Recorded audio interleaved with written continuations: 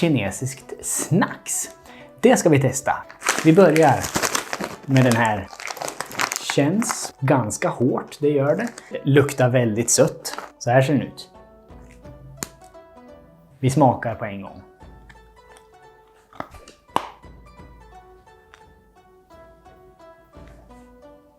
Vill man ha tänderna kvar så rekommenderar jag inte att ni äter det här.